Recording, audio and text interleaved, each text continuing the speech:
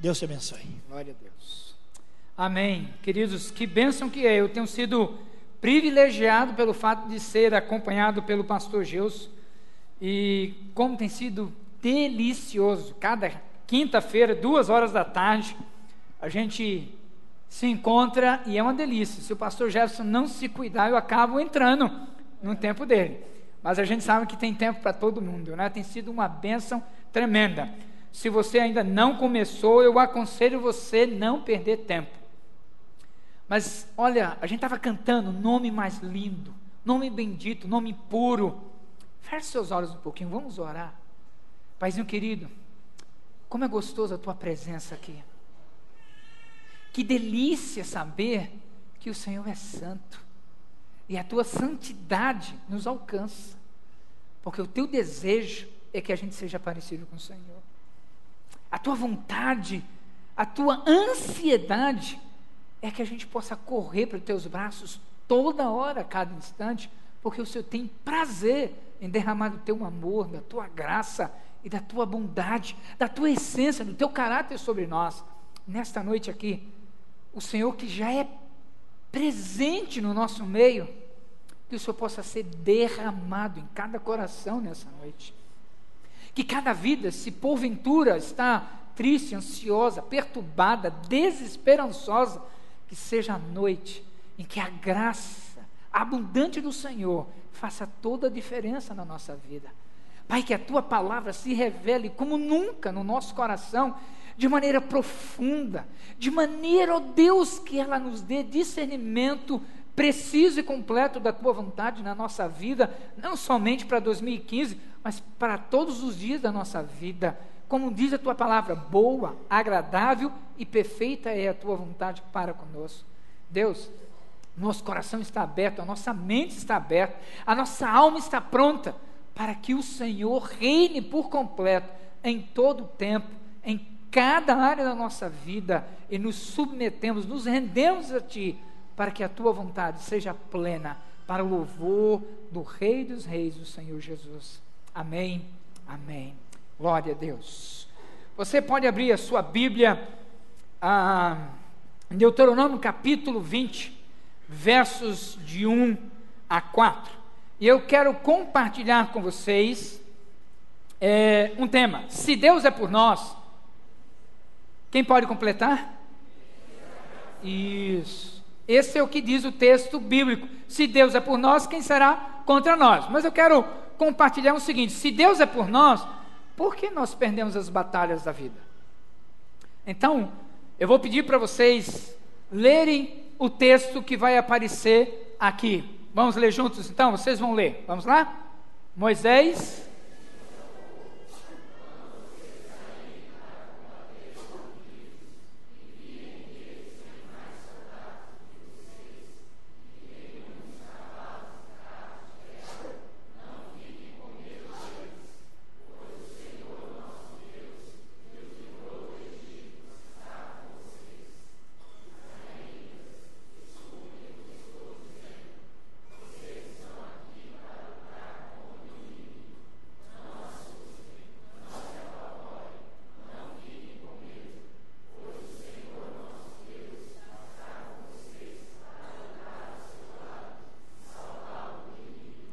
Olha que palavra tremenda do Senhor.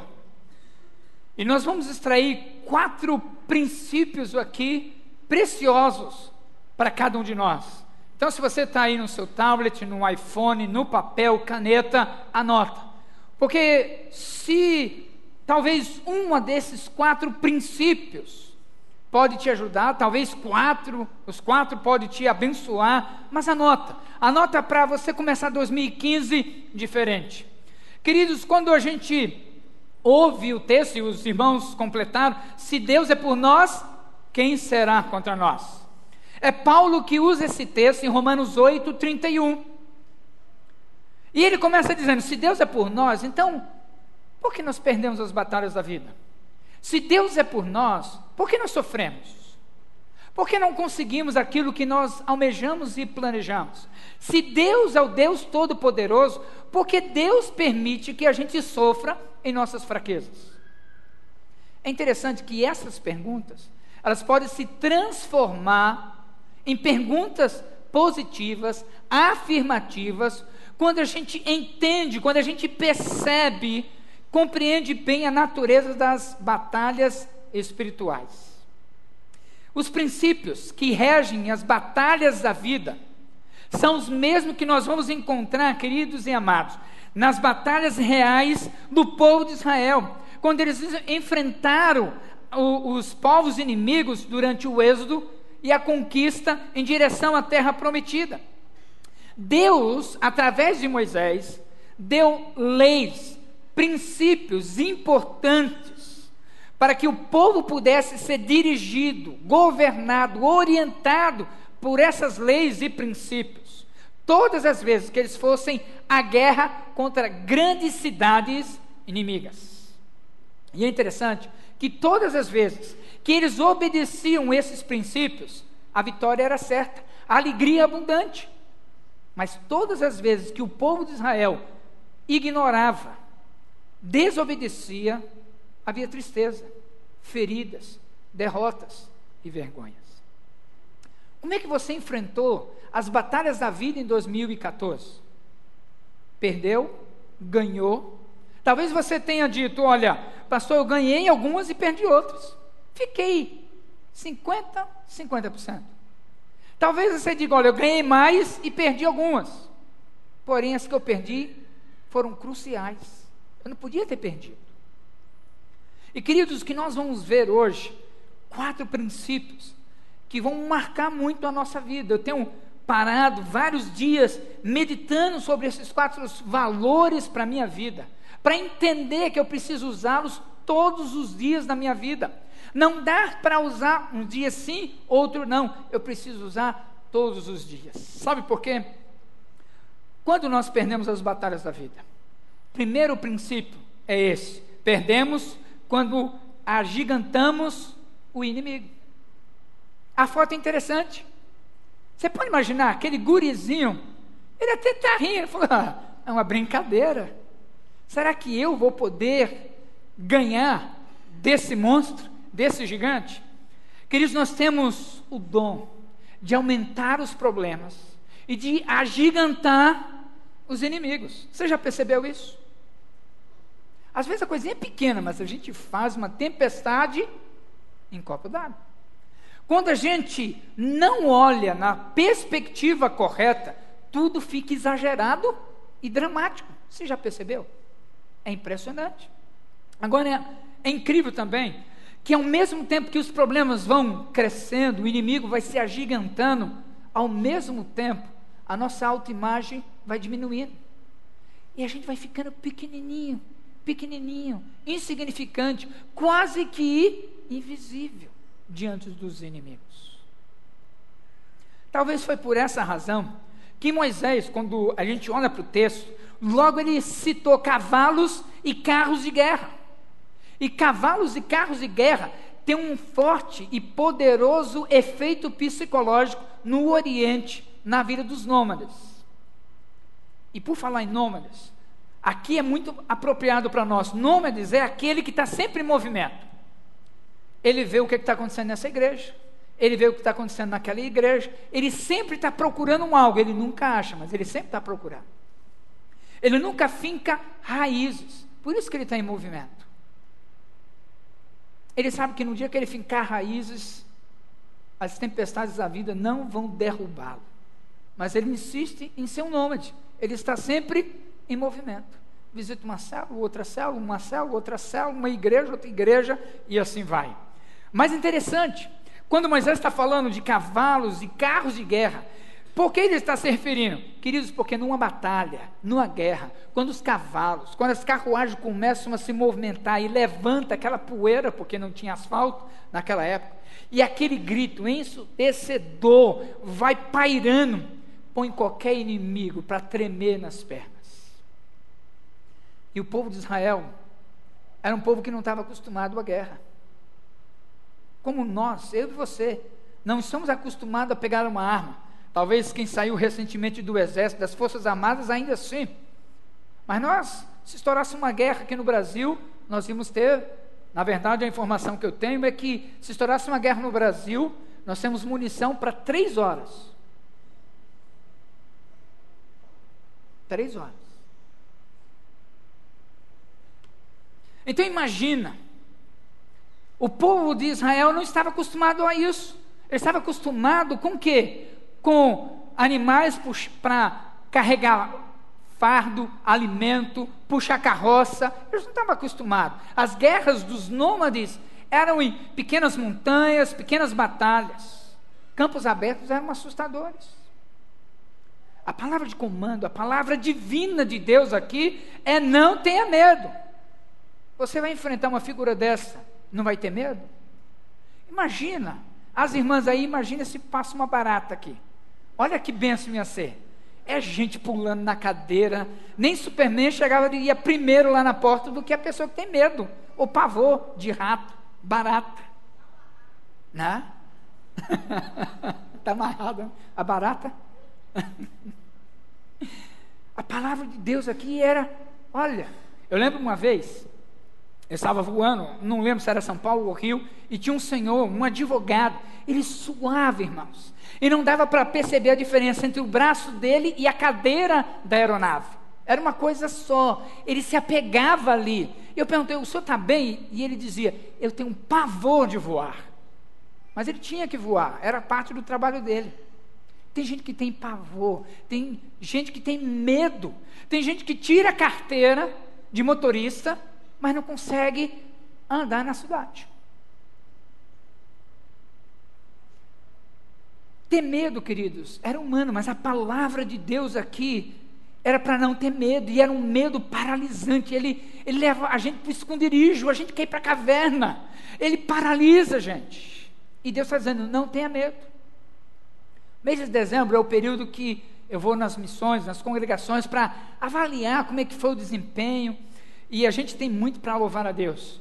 Estava em Rochedo, e Rochedo, amados, saiu de 5 células, foi para 11 células, tinha 70 membros, tem 78 novos convertidos, cresceu mais de 100%, glória a Deus por isso, porque está crescendo, uma coisa linda, uma atmosfera muito gostosa de ver.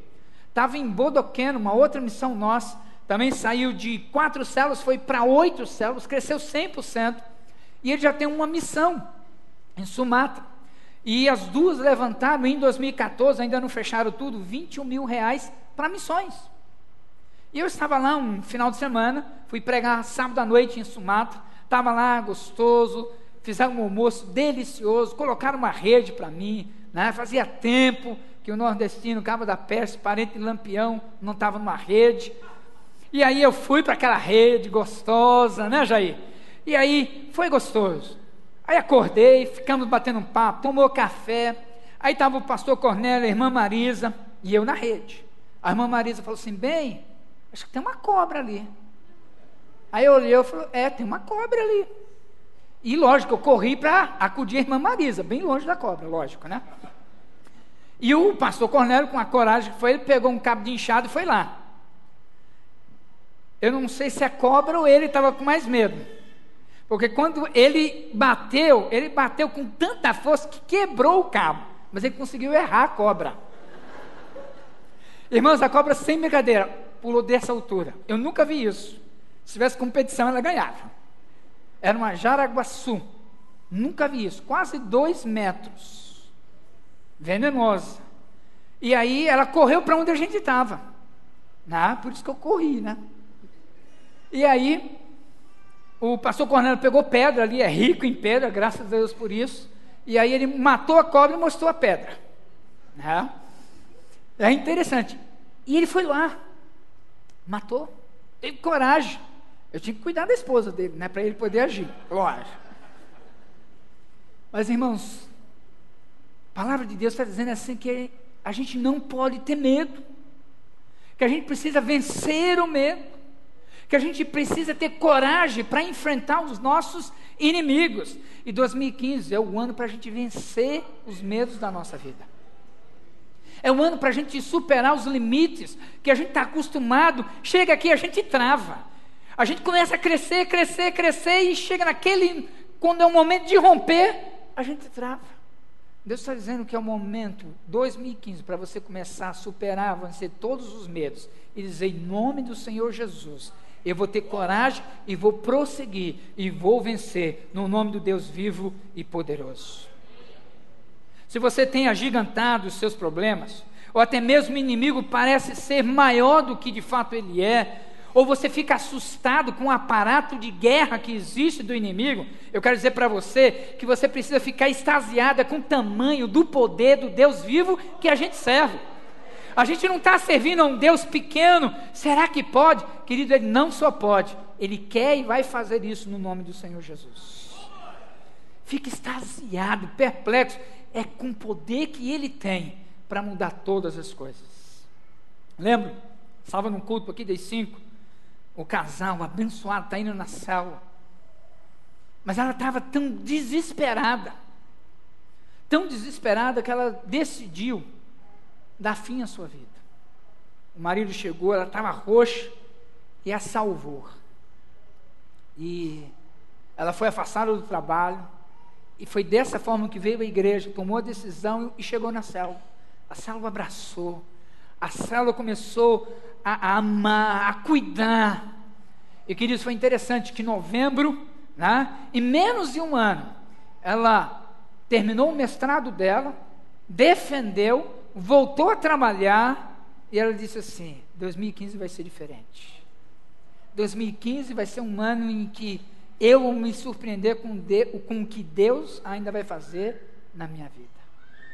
Vencer o medo, queridos. Vencer o medo sempre. Eu lembro que eu trabalhava no Banco Sudamérica, que ficava antigamente bem aqui na frente da primeira igreja.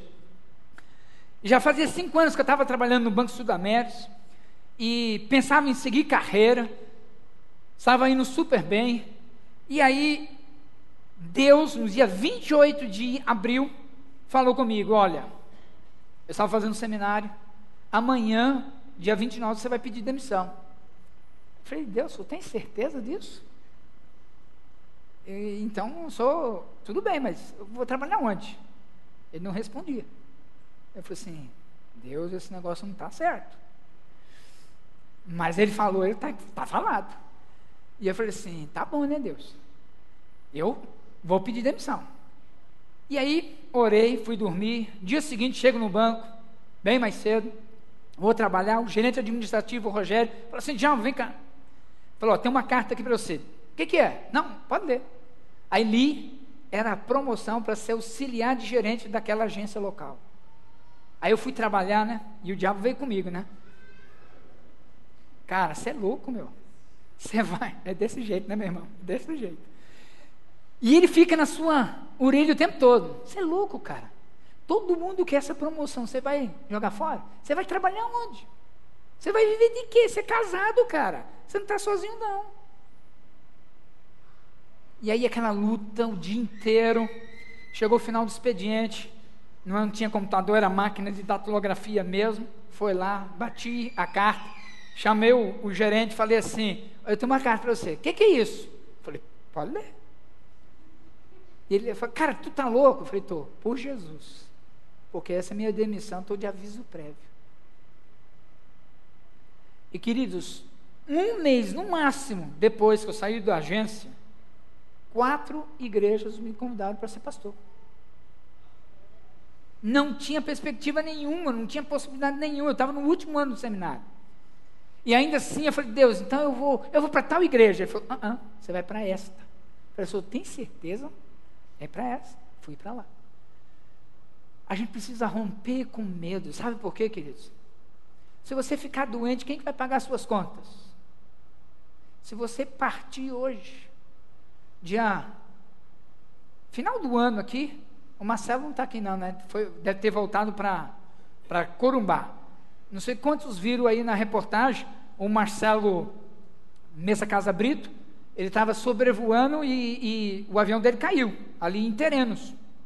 Ele e um amigo dele, com 15 anos, com 15 mil horas de voo. Ele caiu, o avião espatifou, ele não teve um arranhão. O motor explodiu em pleno ar. E Deus deu graça para ele descer. Quem garante que você vai estar vivo amanhã? E se você partir, queridos, você lutou pelo quê? Todos nós vamos morrer de acidente, uma bala perdida, doença, velhice. Eu fiz uma opção, eu quero morrer fazendo algo nobre para Deus, para o reino de Deus, deixar um legado para Deus, para que as pessoas possam saber, olha, eu fui alcançado por alguém que investiu na minha vida. Essa é a minha escolha, morrer fazendo algo nobre para Deus. É interessante, queridos, que a gente precisa aprender. O primeiro princípio da batalha é este: Deus quer que você não fique com medo. E se Deus falou isso, é porque Deus já sabe o segredo da vitória. Deus já sabe o segredo da vitória. E Ele revelou isso para Davi, quando ele estava na batalha com o gigante Golias. Um gigante como esse estava lá. E é interessante que Davi diz isso lá em 1 Samuel 17:45, diz assim: você, gigante, vem contra mim com espadas, lanças e dardos, mas eu vou contra você em nome do Senhor Deus Todo-Poderoso, o Deus dos exércitos dos israelitas, que você desafiou. E Salmo capítulo 20, verso 7 diz assim: alguns confiam em carros, outros em cavalos, nós nos gloriaremos no Senhor nosso Deus. Essa é a grande diferença, queridos, dos vencedores. Entregue seu problema para Deus. Você já fez isso? Esse é o primeiro princípio, o primeiro valor, primeira joia para você vencer as batalhas da vida. Comece a vencer os medos, porque você não está só. Segundo, perdemos as batalhas da vida quando achamos que nós fomos abandonados.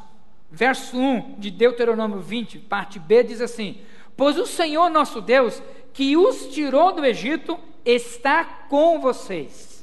Diga assim comigo: Deus está comigo. Muitas vezes, amados, por causa do medo, achamos que somos abandonados. Sabia disso? A Bíblia usa muitas vezes a expressão Deus estava com ele, Deus esteve com eles, para contradizer esse sentimento de abandono. Deus nunca nos abandona. Deus nunca abandona você, principalmente nas batalhas cruciais da vida. Eu e você podemos abandonar Deus. Por falta de fé, e acredite, por falta de sua e minha fé, nós podemos abandonar Deus. Infelizmente, nós abandonamos Deus. Nós falamos: Deus, conta comigo. E aí, quando Deus olha para trás, a gente está lá atrás, já perto da curva. Abandonamos Deus, mas Deus nunca te abandona ou me abandona. Quando tudo vai bem, a gente tem as pessoas à nossa volta, tudo vai bem, legal, basta as coisas começarem a ficar ruim, todo mundo some. E parece que Deus some também. Esse é o sentimento que parece estar conosco. Deus me abandonou. E se a gente continua tendo esse sentimento, a gente vai sucumbir na nossa fé. Eu lembro, amados irmãos, que 10 de janeiro vou fazer 28 anos de casados com a Sandra. E nós temos um filho, Benjamin, está com 24 anos. A Sandra estava grávida, esperando o Benjamin. A Sandra dava aula de piano na rua 25 de dezembro, com a Mato Grosso. Era a casa do pastor Afonsil, que hoje são missionários aqui da nossa igreja. Ela dava aula lá, deu mais ou menos 2, 3 anos lá. E como ela estava grávida, ela ia ter um período que não ia poder estar dando aula, porque ela ia dar à luz e ia ter um período de descanso. E começou a fazer o pré-natal. E nós louvamos pela vida da doutora Sueli Brandão. Ela nos atendeu, nós pagamos particular, e ela ficou sabendo que era pastor. Eu era pastor da Igreja Batista União, uma igreja pequena, uma igreja do bairro, e ela decidiu devolver, e falou: olha, nós vamos fazer o seu pré-natal de graça. Glória a Deus. Deus nunca nos abandona. E aí, ela foi de fato fazendo o pré-natal, só que o período do parto foi chegando. Ela disse: olha, a minha parte vai ser presente, mas eu tenho a minha equipe, anestesista, tal, e eu preciso pagar, vai ser um preço de custo, mas tem que pagar. Eu falei: não, beleza. A gente não tinha dinheiro, mas a gente também não parava de orar. Fala: Deus, dá um jeito, ajuda, tem misericórdia. E a gente orando, a gente andando na presença de Deus. Um belo dia, a Sandra dando aula, já grande a barriga, né? Chega uma senhora, vinda de São Paulo, morando em Campo Grande, e ela falou: olha, eu descobri aqui que você dá aula de piano, eu tenho 3 filhas, eu quero colocar minhas 3 filhas, olha que benção. E aí, viu o preço, tudo certinho, falou: quanto ficaria para colocar as 3 para pagar o ano inteiro? Como é que é? O ano inteiro das 3? Tá bom. Aí fez o desconto e tudo e tal. Ela falou: meu Deus, é muito dinheiro. Aí deu para ela. Ela falou: tá bom, preencheu o cheque e deu. Ela nem sabia se guardava o cheque, abraçava, dava aula. E ela chegou em casa, ela chorava, nos abraçamos. A gente viu, queridos, Deus nunca te abandona.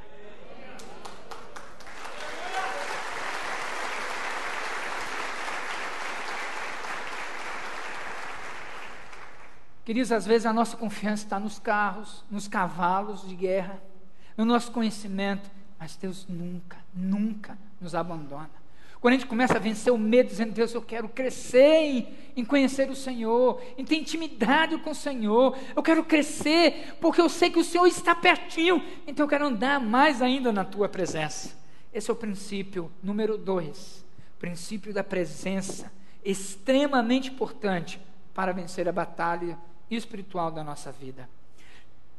Nós não saímos no nosso próprio nome, saímos e vivemos para a glória do nome do Senhor, lutamos no nome do Senhor, é por isso que nós vencemos.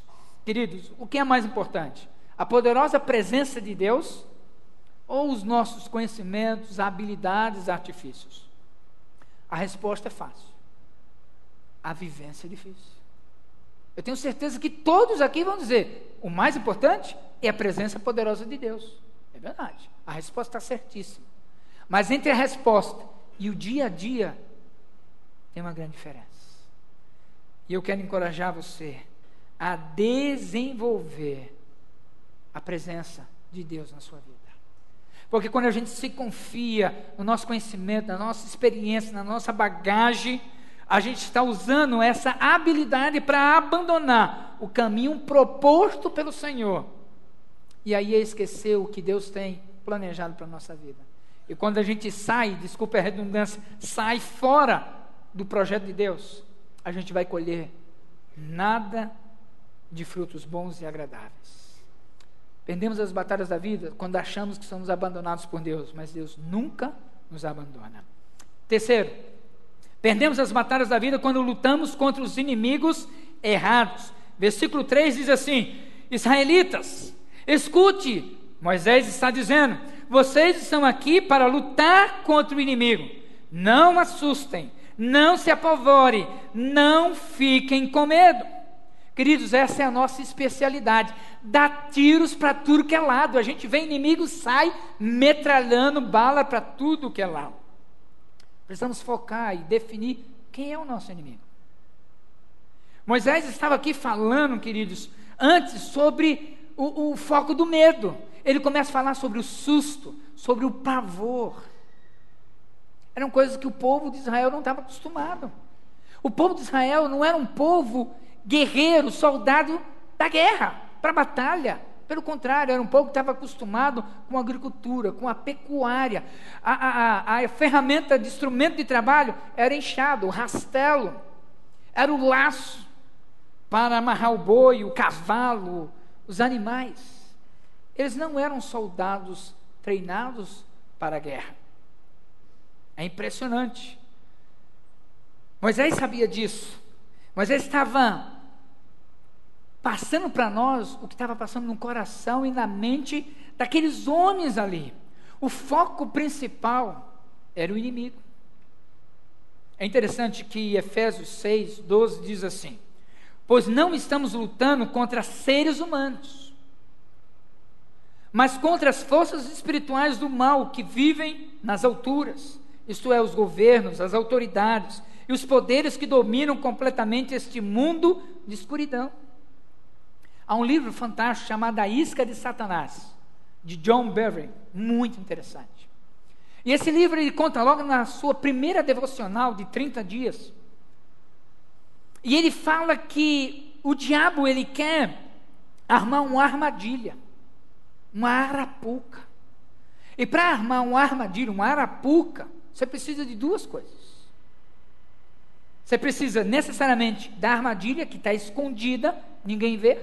Puxa vida, nem percebi, caí. Isso é uma armadilha. Mas ele precisa de uma outra coisa, da isca. E ele usa a isca do engano. Ele quer enganar você.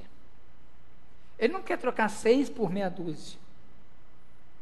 Ele quer tirar a sua liberdade em Cristo para uma prisão de aparente conforto.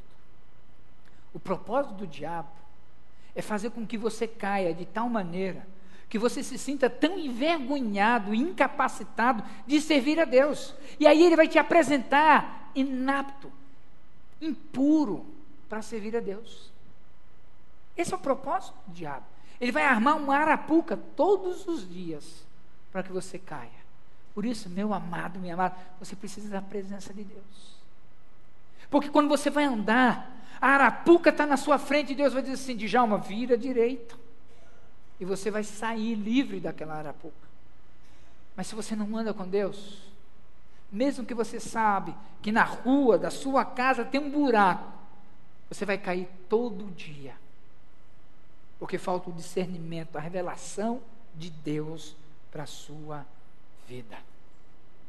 Eu lembro, amados irmãos, que quando eu e a Sandra íamos nos casar, nós tínhamos comprado um apartamento, Deus nos abençoou com um apartamento aqui na cidade. E quando a gente comprou, a gente, lógico, não ia morar lá, a gente alugou. Alugamos por 1 ano, e aí, depois de 1 ano, faltava 8 meses para o nosso casamento, saiu uma lei que não podia mais alugar por menos de 1 ano.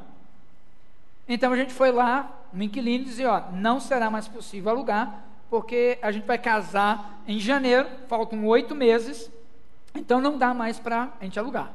E eles propôs o seguinte: olha, eu paguei tudo direitinho, bonitinho, porque então não fazemos um acordo de cavalheiros, eu fico mais 6 meses, depois eu saio, você casa e vem para cá.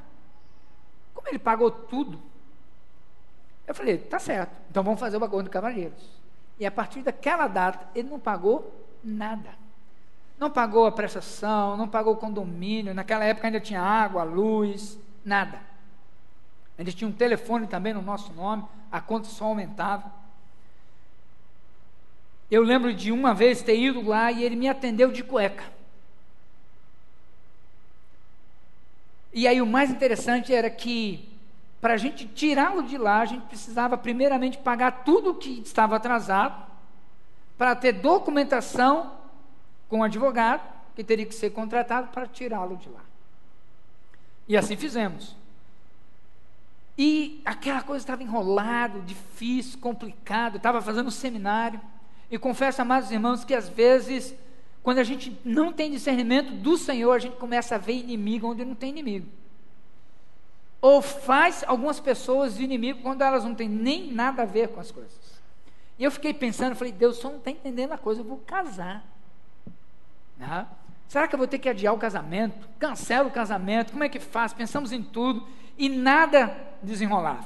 E aí eu tive uma brilhante ideia, falei: Deus, eu vou te ajudar então. Eu vou lá, como aquele inquilino trabalhava para um assessor parlamentar, então eu falei assim: eu vou lá no escritório e vou negociar com ele, eu voto nele, mas ele tira o cara do apartamento. Vou negociar. Bonito, né? Aí fui lá, seminarista, santo, fui lá, sentei, marquei um horário. Aí a secretária levou o cara que estava na minha frente. Aí Deus falou assim: você confia em quem? Em mim ou na sua esperteza? Aí eu olhei para um lado, olhei para o outro, falei: é hora de vazar. E vazei, graças a Deus. Falei: Deus, me perdoa. E fui caminhando, pedi perdão. À noite fui para o seminário. Hoje o pastor Íris, naquela época seminarista, estava pregando, era culto, e ele estava pregando sobre Isaías capítulo 40, verso 31, mas aqueles que confiam no Senhor subirão como asas de águia, correrão e não se cansarão, E aquilo foi para mim como um bálsamo. Eu disse: Senhor, me perdoa. Eu estava confiando na minha capacidade, na minha habilidade. Eu estava achando que meu inimigo era esse. E eu quero dizer: Deus, eu confio no Senhor. Orei, fui dormir. Dia seguinte, na hora do almoço, fui buscar a minha futura cunhada para levá-la, não me lembro para onde. E aí, a Dice Gonçalves do Nascimento, advogada do caso, ela me encontrou ali e falou: Djalma, adivinha o que eu tenho na minha mão? Ela nem esperou eu responder, já levantou, mostrou uma chave. E ela disse: olha, de uma maneira inexplicável, aquele moço saiu do seu apartamento, pagou as contas, você já pode mudar. Glória a Deus. Sabe por quê, queridos? Porque quando a gente entrega tudo para Deus, Deus vai destravando tudo, Deus vai arregaçando tudo, diz assim: esse filho é meu, e você não vai mexer. Essa filha é minha, você não vai mexer não. Mas enquanto a gente vai travando Deus agir, a coisa não acontece. Eu preciso quebrar meu coração e dizer: Deus, eu me ajoelho aqui e digo: Senhor, eu quero confiar no Senhor. O meu inimigo é o diabo. Meu inimigo é o príncipe das trevas. Não são as pessoas que são muitas vezes usadas como marionetes, utilizadas pelas trevas. O maior inimigo, amados, que nos rodeia é o pecado, que muitas vezes vai assolando a gente, vai acabando com a gente. É o pecado. O pecado que eu sei quais são as minhas fraquezas, os meus limites. Você sabe quais são as suas. Cada um tem as suas limitações.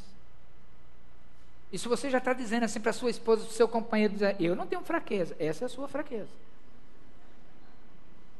Provérbios 28, 13 e 14 diz assim, olha só, marca esse texto aí, memorize esse texto, queridos.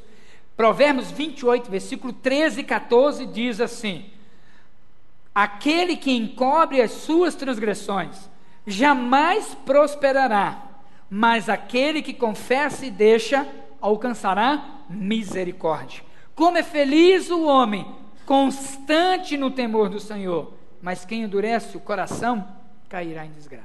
Olha o que esse texto diz, amados. Olha que coisa preciosa. Ele está dizendo que aquele que encobre as transgressões. O que é encobrir? Você tem uma mesa aqui da ceia. Você não sabe se ela é de madeira, de vidro, de ferro, de mármore. Você não sabe, porque tem uma toalha cobrindo.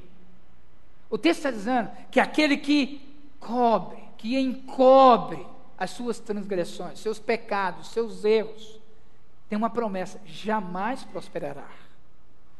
Mas se a gente levanta aqui, a gente vai ver de que é de madeira. A gente fica cobrindo nossos erros, colocando debaixo do tapete. Deus está dizendo: jamais vai prosperar, jamais vai avançar, jamais vai romper. Mas Ele está dizendo assim: mas aquele que confessa, aquele que deixa, alcançará misericórdia. Queridos, como tem sido uma bênção o meu discipulado com o pastor Gilson. Eu ainda tenho muito que vencer e romper. Eu quero mais crescer. Talvez uma das maiores reservas, defesas no seu coração seja: mas eu tenho que abrir a minha vida. Não, querido, você não tem que fazer nada que você não quer. Eu vou compartilhar tudo. Sabe por quê? Porque a palavra está dizendo: aquele que confessa e deixa alcançará misericórdia. Aquele que confessa tem cura. Eu quero cura para o meu coração. Eu não vou ter vergonha de contar as sujeiras que eu fiz. Eu tenho que ter vergonha de manter as sujeiras na minha vida. Isso eu tenho que ter vergonha. Então eu quero um discipulador na minha vida para abençoar. Aquele que está debaixo da graça de Deus, a obediência de Deus. Eu quero mais crescer, eu quero mais beber, eu quero cada vez mais. E o texto ainda está dizendo: como é feliz o homem, a mulher, constante no temor do Senhor. Não é ora sim, ora não, ora sim, ora não, ora não, ora não, ora não, e nem ora também. Né? Mas quem endurece o coração cairá em desgraça. Você está ouvindo tantas vezes? Não vou. Sou nordestino, Cabo da Peste, parente de Lampião, comigo não tem jeito.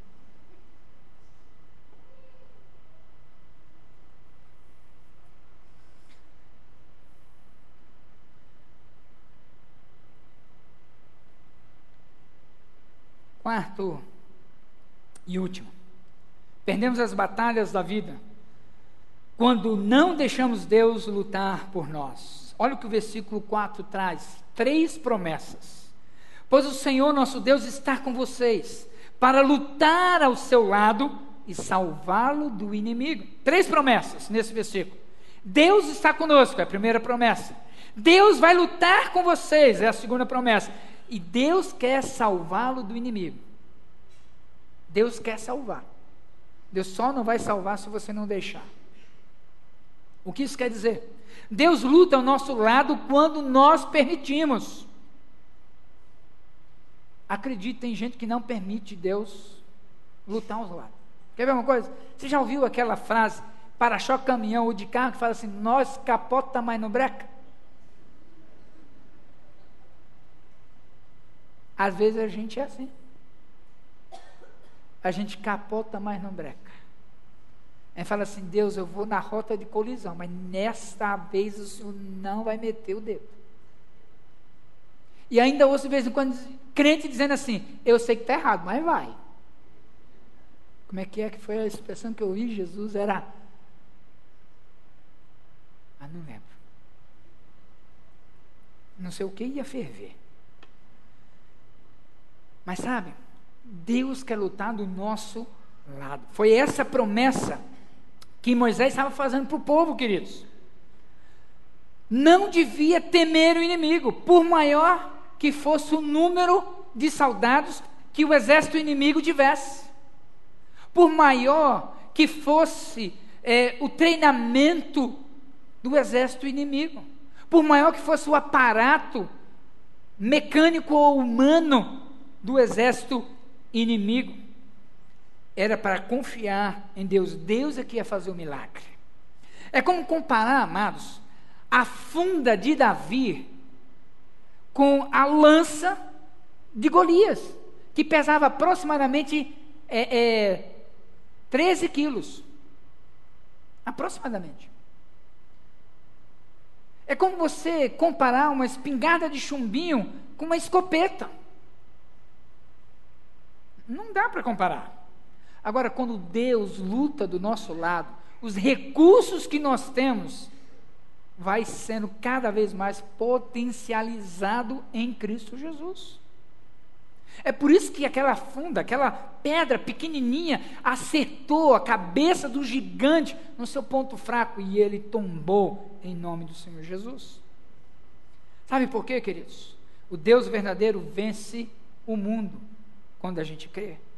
1 João 5,4 diz, porque todo filho de Deus pode vencer o mundo, assim com a nossa fé conseguimos a vitória sobre o mundo. Queridos, a fé nos faz ver quem nós somos, a minha identidade em Cristo, sou filho do Deus vivo e altíssimo. A nossa fé nos faz enxergar o inimigo do tamanho exato que ele é, nem mais e nem menos. Mas a nossa fé faz enxergar exatamente o poder sobrenatural do Deus vivo e poderoso. Como você tem lutado diante das batalhas da vida? É Deus que tem lutado com você ou você que tem lutado? Que armas você tem usado diante dos inimigos? Você já entregou os seus medos para Deus? Os medos estão aparentemente trancados e você acha que eles sumiram até o momento que a circunstância acontecer. Quero mostrar 3 slides para você. O primeiro deles é esse.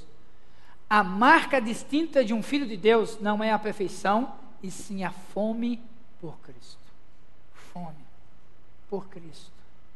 Cada dia, cada manhã, você levantando e dizendo assim, eu quero mais de Deus, eu preciso mais do Senhor, eu preciso mais da graça. É Ele que vai me libertar, Ele que vai me direcionar, Ele que vai dar discernimento. Terceiro, diante de uma dificuldade, substitua não consigo por vou tentar outra vez. Quantas vezes você disse assim, eu vou começar a ler a Bíblia e falhou? Começa hoje. Quantas vezes você falou assim, não, eu vou começar a ter uma vida santa e caiu? Começa a se levantar. Quantas vezes você disse, Senhor, eis-me aqui, mas na hora de Deus te usar, você não estava aqui, estava em outro lugar. É hora de você começar outra vez a dizer, Senhor, eu quero.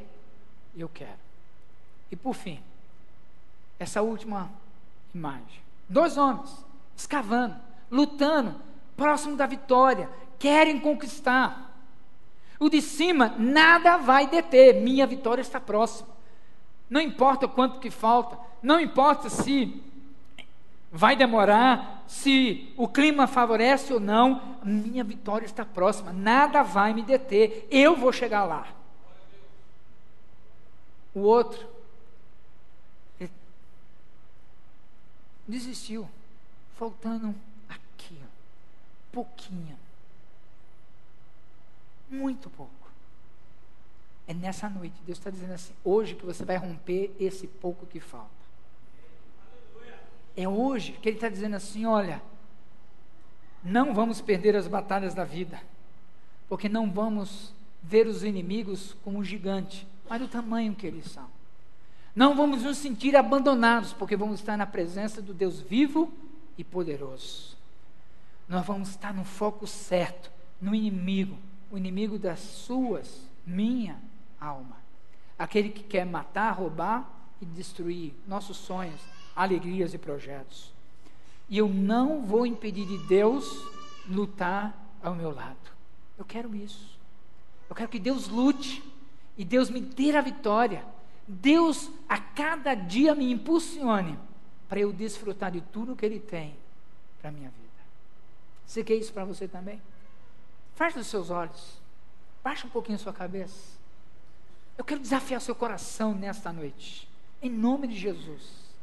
Quero desafiar você a orar. Você que já teme a Deus, você que já anda com Deus, eu quero desafiar você a orar. Orar, porque talvez a pessoa que está ao seu lado está numa batalha ferrenha, onde o inimigo está querendo roubar, destruir, matar a vida, a alma, a família, os sonhos, os projetos de Deus na vida da pessoa que está ao seu lado. Eu quero que você ore, interceda. Porque a sua oração, com certeza, vai fazer muita diferença na vida da pessoa. Mas eu creio que nesta noite há vidas aqui que talvez se sentem abandonadas e Deus está dizendo, eu nunca te abandonei. Eu quero estar do teu lado, eu quero te abraçar, eu quero andar contigo, eu quero lutar por você, eu quero em cada batalha que você desfrute da vitória em Cristo Jesus. Mas é preciso ter Jesus. Eu quero fazer um desafio para você nesta noite. Para você que talvez afastado da comunhão com o Senhor Jesus, você que já experimentou a graça do Senhor, mas por N motivos se afastou. O Senhor nessa noite está convidando você, é hora de se reconciliar com o Senhor. Alguém aqui nessa noite que gostaria de reconciliar com o Senhor, você pode fazer isso com um gesto muito simples. Você pode levantar a sua mão e dizer, eu quero andar na presença de Deus de novo. Alguém nesta noite aqui que estava afastado e quer se reconciliar com o Senhor, levante bem alto a sua mão. Eu quero orar pela sua vida em nome de Jesus. Alguém aqui nesta noite? Amém, glória a Deus, amém, amém. Já vi, pode baixar, amém, glória a Deus. Desse lado de cá, alguém mais? À minha direita, amém, glória a Deus, amém, glória a Deus, amém, glória a Deus. Mais alguém? Alguém que está afastado e Deus está dizendo, olha, não endureça o seu coração, eu quero derramar graça sobre sua vida. Mas eu tenho um segundo desafio nesta noite para você. O desafio de que alguém que ainda não conheceu esse Jesus que transforma a nossa vida, e Ele está querendo deixar uma marca. Você quer ter fome de Jesus? Essa é a sua oportunidade. Você quer conhecer esse Jesus que abençoou a vida de Moisés, que deu a vitória ao povo de Israel? Ele está aqui nessa noite, Ele quer te abraçar, te receber. A escolha é sua. Se você quer realmente começar 2015 dizendo, Senhor, eu quero vencer as batalhas da minha vida com Jesus e na presença de Jesus, você pode fazer isso também, levantar a sua mão e dizer, eu quero Jesus na minha vida. Se você quer, levanta a sua mão onde você estiver. E eu também quero orar pela sua vida. Amém, amém, amém. Glória a Deus, amém, amém. Mais alguém? Se você deseja isso, levante a sua mão. Amém, glória a Deus. Amém, glória a Deus, glória a Deus. Não endureça o seu coração. Eu não estou pedindo para você mudar de religião, mas para você abrir o seu coração e a sua vida para aquele que pode mudar a sua história e a sua vida para a eternidade, Jesus. Eu quero pedir um favor para você que levantou a sua mão, dizendo: eu quero me reconciliar, eu quero Jesus na minha vida. Eu quero convidar você a orar pertinho de mim. Você pode sair do seu lugar e vir aqui pertinho de mim. Eu quero orar pertinho de você, a oração mais importante na sua vida. Saia do seu lugar, vem aqui. Igreja, continue orando, continue intercedendo. Se você, meu amado, minha amada, ainda não tomou uma decisão, você pode vir, você é muito bem-vindo. Deus está dizendo: olha, tenha coragem, eu estou aqui para te receber, para lutar com você, para dizer: você não está só, eu estou contigo. Saia do seu lugar correndo e venha abraçar o Senhor Jesus. Glória a Deus, glória a Deus, glória a Deus. Eu vou pedir para a igreja ficar em pé. Eu vou pedir para vocês repetir uma oração.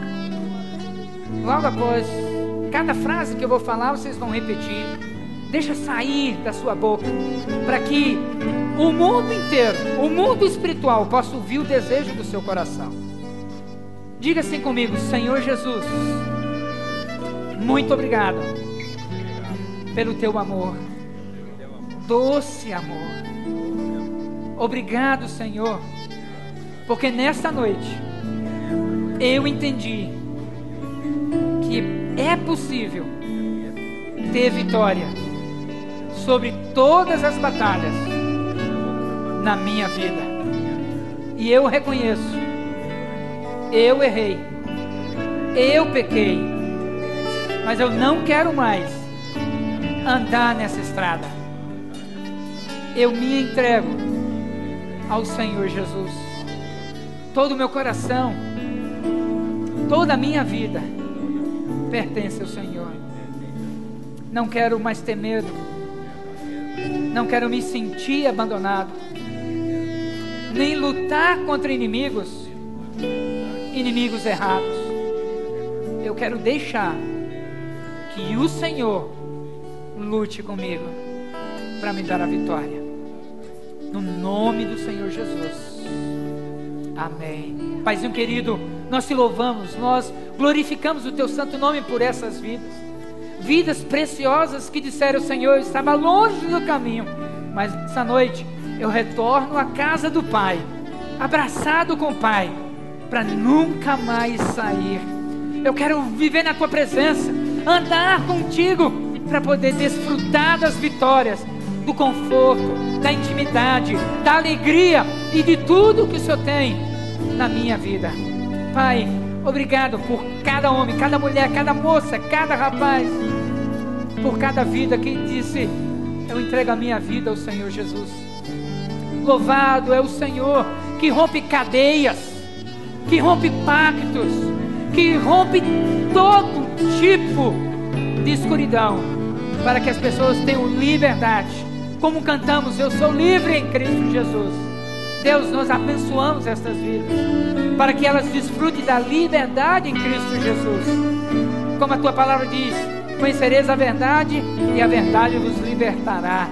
Deus, que a tua palavra possa encharcar o coração e a alma de maneira profunda, que haja fome de conhecer o Senhor, fome de andar na tua presença. Senhor, usa homens e mulheres na nossa igreja para caminhar, para ajudar, para orar com cada homem e cada mulher, para que em pouco tempo eles estejam voando para manifestar a glória do Pai Celestial na vida de uma grande multidão. Nós oramos agradecidos no nome de Jesus. Amém. Aplauda o Senhor. Glória a Deus.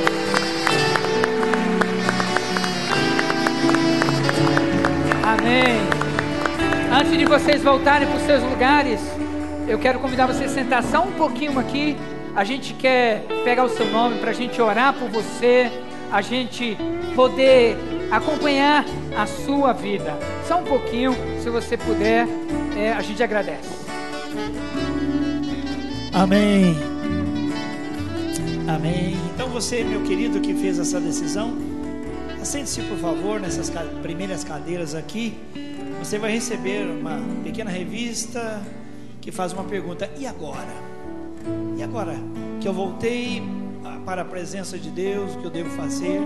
E agora que eu ouvi desse amor, que passo que eu tenho de dar, tendo aberto meu coração para Jesus? E nós também vamos estar orando por você. Nós vamos colocar você no trono de Deus. Nós amanhã mesmo vamos fazer uma ligação para orar com você. Os pastores farão isso. E é tão gostoso saber que amar a Deus e amar as pessoas é o projeto de Deus para nós.